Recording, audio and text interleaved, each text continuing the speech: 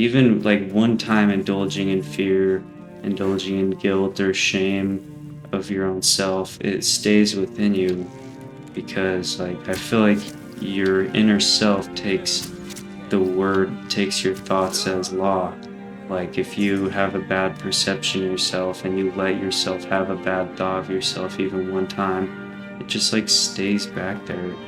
But Or not even yourself, like even just like the world or your situation. Like the second you like give credit to like, yeah, this sucks, then like you're just like allowing this situation to be what it is and feel bad about it, you know? Like self-pity feels such a natural thing. It's like, yeah, of course I want to give myself the respect for how much I'm suffering and acknowledge just how bad it really is, but it does not help at all. Actually, it's like the complete opposite of an aid to that situation, you know?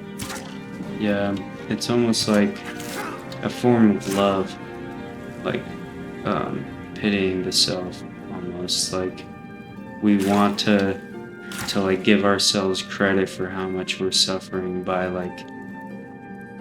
just acknowledging the suffering and feeling bad for ourselves about it, because that's almost as good as like, I don't know, it is just something so natural to just feel bad for yourself, and almost like it brings a little bit of resistance to want it to change. I You know what it is? I feel like it's feeling like you deserve better. Self-pity is thinking you deserve better, but it's going about it in the wrong way. Like, you could think you deserve better and feel bad for yourself that it's not that way. Or you could think you deserve better and choose to feel the way you want to feel. And I don't know. Yeah, It sounds like too good to be true. It's really simple but hard to execute, to just yeah. change your emotional state despite the circumstances you're in. But It makes a lot of sense because, like, if in any situation you feel like you deserve better, it's going to be very hard to let go of that no matter how much better your situation gets, you know what I mean? Because that feeling is like you're always going to feel like you deserve better because life is never perfect. And so that feeling is always valid, and that's the hard part about it is you will always have that to go to and give into that. You could have self-pity as a billionaire who has no, like life or death responsibilities, and you could also have self-pity as a homeless person, you know? I think that's the real trick is like it's not contingent on the situation, it's just contingent on like your ego in a way.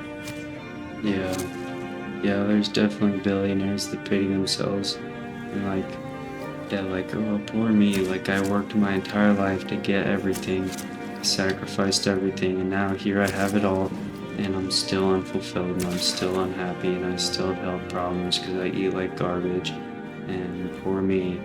And then like, yeah, like pretty much anybody in any situation could find like reasons to pity themselves. It's really the self-pity that drives the reasons that you find. And I find personally that if every single person in every single circumstance could find reasons not to be happy, then like, yeah, like the circumstance doesn't matter. Like everything is completely neutral. Every single external circumstance is absolutely neutral, and the universe doesn't care about your feelings. Like the world doesn't care about how you feel.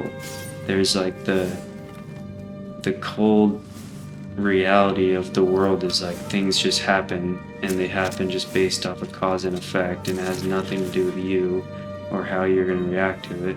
But then there's the beautiful like human soul, like the indomitable human spirit, which gets to decide how it reacts.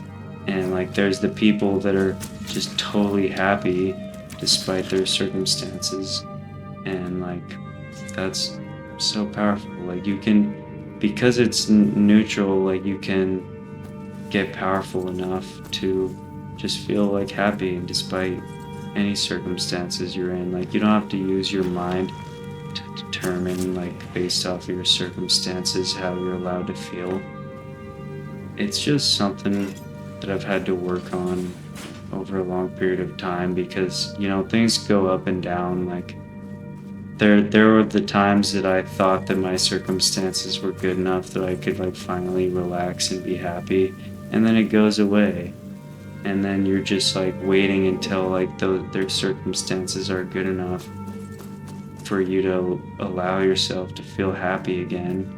And I think one day I just got impatient. I was like, I don't want to just like wait until like things are better, because it just feels like they're not going to get better very soon. Like I'm just going to start working on my mental health. And I don't know, like, and then I realized, like, it doesn't even really matter what circumstances I'm in. And then once that happened, I stopped caring about being rich, and I stopped caring about like my legacy or like my career. Like I'm still very ambitious, but like I realize happiness comes from within, and that's kind of a cliche, but Yeah, it's totally true. it's true. You need like a resilience, and you need to approach it like a skill you're trying to learn, like a practice or a discipline. It's as if like your goal is to become good at being happy. Same way you might want to become good at like, riding a bike or something. And I think people don't necessarily realize that happiness is something within our power to mediate or to have some control over. A lot of the time when someone wants to feel happier or feel more worthy, they look for things they can do in the external world. They're like, well, if I can fix this problem, and if I can get this career, and if I can be in this situation, then I'll be happy. Whereas instead, also they could realize, like, if I go internally and think through some of my past and work through some of these old emotions and become the sort of person who's trying to be happier, then I can be happier. Yeah, trying goes a long way. It kind of builds momentum. You like build a habit of changing your thought patterns. I really like this guy named Dr. Joe Dispenza, who's always talking about changing your thought patterns. And he says, this is such an interesting argument. He says that emotions actually affect your biology, and your cells are actually reacting to the emotions that are stored within the body. And I thought that was crazy. And then he says, like, so if thoughts can make you sick, he says, like, if you're always holding on to like stress and worry and guilt, and I think most doctors agree that those like affect your health. He's like, if your thoughts create your emotions, like if the way that you choose to react to your circumstances all the time is negative, and those are causing negative emotions which cause you to be sick, then he says, can it work the other way around? Can your thoughts actually make you healthy? And so he put it to the test. I think he got hit by a car and became paralyzed, and he said, he's like, I want to try it on myself, because the doctors told him that he was never going to walk again. And so he started to change his thought patterns in order to react better to his circumstances, in order to harbor more favorable emotions within the body and excite the cells, and hopefully speed up the healing process. And now he walks, and he said it was like a miraculous recovery, and he accredits it to just simply changing his thought patterns.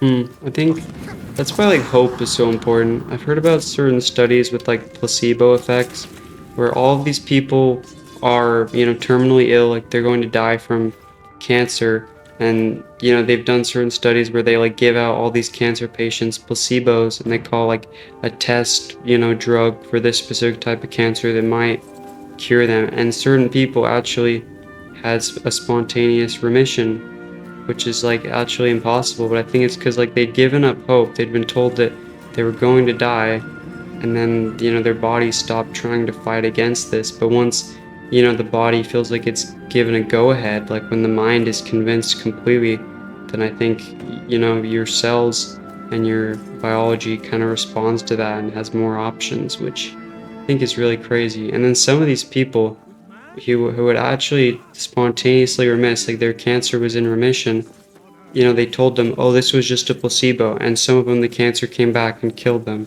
afterwards. Wow. Which is like absolutely crazy. Wow.